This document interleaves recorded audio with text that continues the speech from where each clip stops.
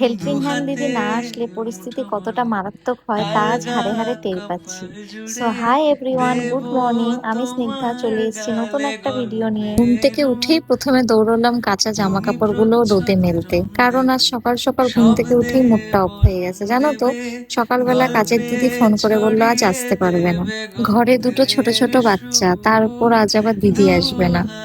Mood তো of হবেই বলো, কিন্তু উপায় তো নেই। ওয়ান ওমেন আর্মির মতন সোজা ঢুকে পড়লাম রান্নাঘরে। আজকে মেনুতে ভাবলাম একটু কিছু স্পেশাল করি যা খুব চটজলদি হয়ে যাবে। মেয়ে আমার পনির দেখলেই নাক সিটকোয়, কিন্তু যদি বাটার পনির বানিয়ে দিই সুন্দর খেয়ে নেয়, তাই ভাবলাম ওর জন্য আজকে বাটার পনিরই বানিয়ে দিই, আর সাথে একটু গরম গরম বাসন্তী পোলাও। একা হাতে এই তাড়াহুড়োর মধ্যে বাসন্তী পোলাও আর বাটার পনিরের কম্বিনেশনটা কেমন হয়েছে কমেন্টে জানিও কিন্তু।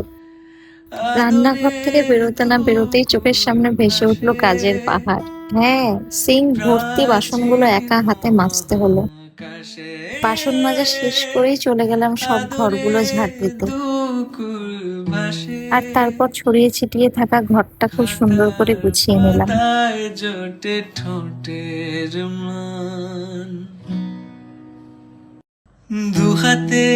কাজের দিদি না আসলে মায়েদের যে কি অবস্থা হয় সেটা এই ক্লিপটা দেখলেই বুঝতে পারবে। মনে হচ্ছিল আজ ফ্রিতেই হয়তো জিমের হেভি ওয়ার্কআউট হয়ে গেল আমার। একা হাতে এত ধকল সামলাতে সামলাতে ততক্ষণে আমার 12টা বেজে গেছে। তবে 12টা বাজলে কি হবে, ঘর গোছানো কিন্তু তখনও একটু বাকি ছিল। আর এই বাকি কাজটুকু করতে করতে ভাবছিলাম একটা কথা তো তোমাদের বলাই হয়নি।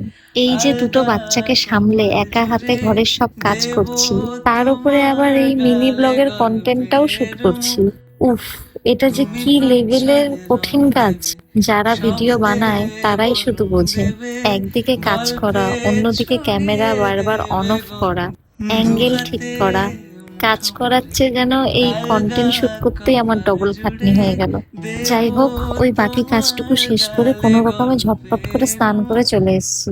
স্নান করে এসে ফ্রেশ হয়ে নিজে একটু রেডি হলাম। তবে শুধু নিজে সাজলে তো হবে না, আমার পেছনে এখনো দুজন বাকি আছে। ঝটপট করে দুজনকেই স্নান করিয়ে জামা কাপড় পরিয়ে রেডি করে নিলাম। তারপর সোজা চলে গেলাম ঠাকুর ঘরে। সারাদিন এত বিরক্তি ও খাটনির পর যখন ভগবানের সামনে বসে পুজো দিলাম, মনটা একদম শান্ত হয়ে গেল। পুজো শেষ করে এবার তো পেটে চুই চুই করছে, তাই সোজা চলে গেলাম রান্নাঘরে। খাবারটা বেড়ে নিয়ে মেয়েকেও খাইয়ে দিলাম, নিজেও খেয়ে নিলাম।